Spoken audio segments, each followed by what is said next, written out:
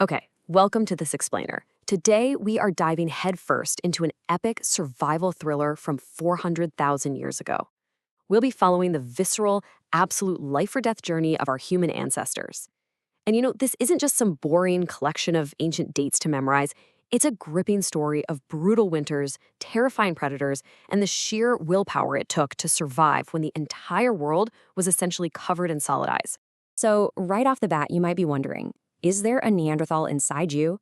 Well, stick with me, because by the end of our time together today, you'll see that this is far from just distant, unrelatable history. This is a direct origin story, and it's intimately tied up in your very own DNA. All right, part one, the brutal Ice Age struggle. To put things into perspective, we're looking at a saga on a truly massive scale here. We start way back at the peak of the Ice Age, 400,000 years ago. Then, around 350,000 years ago, we see the very first spark of tool creation. Fast forward a bit to 45,000 years ago, and Homo sapiens finally arrive on the scene.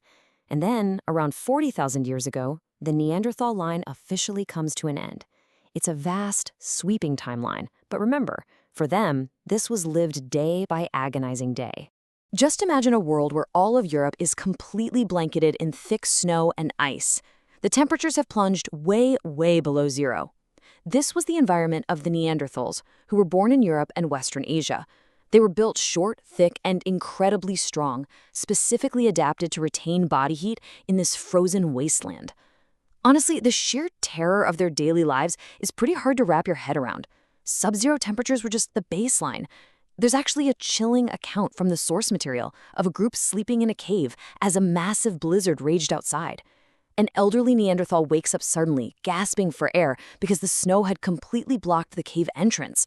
The whole group had to frantically dig through solid ice with their bare hands just to avoid suffocating. And hey, if the ice didn't get you, the wildlife absolutely would.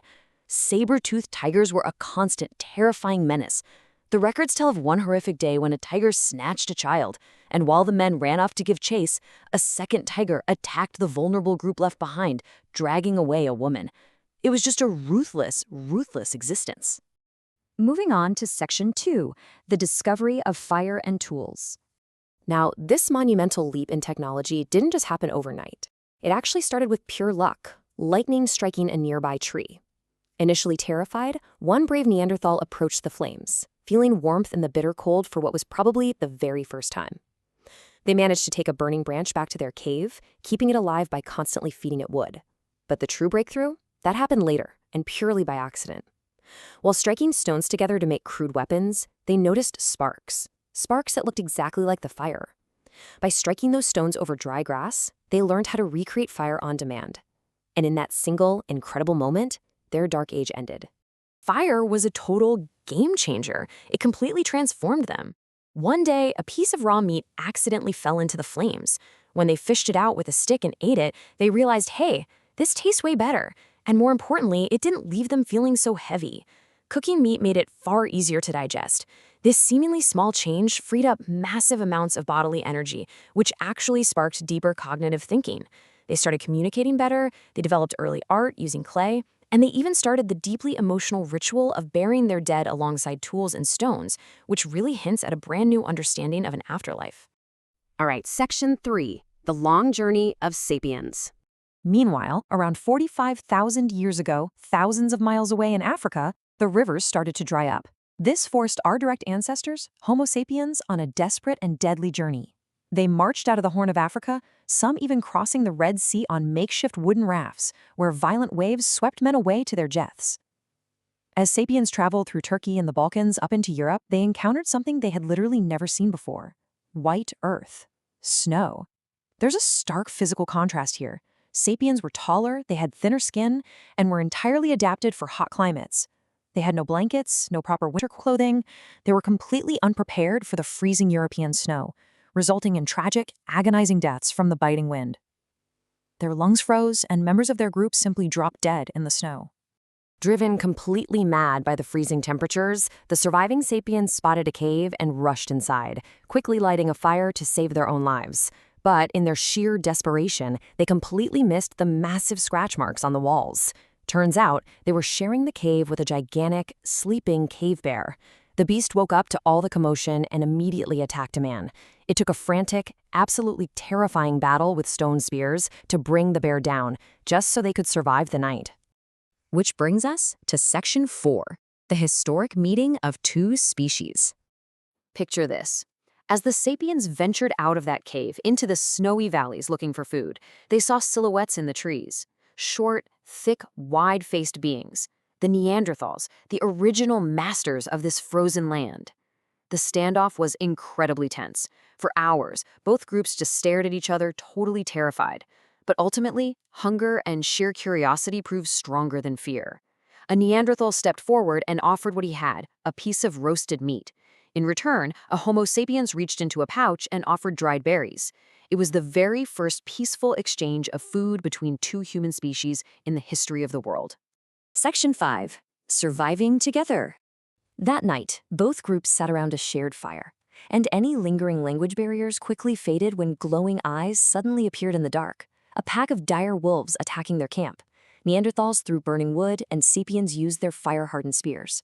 They fought side by side, bleeding together, and successfully drove the predators away. In that intense moment of shared combat, an unbreakable bond was formed. To survive, they combined their unique technologies. Sapiens were literally freezing to death, so the Neanderthals taught them how to craft delicate needles from animal bone to sew thick animal hides into warm, life-saving clothing. In exchange, sapiens showed the Neanderthals their advanced techniques for breaking stones into razor-sharp blades. This technological exchange forged the ultimate alliance.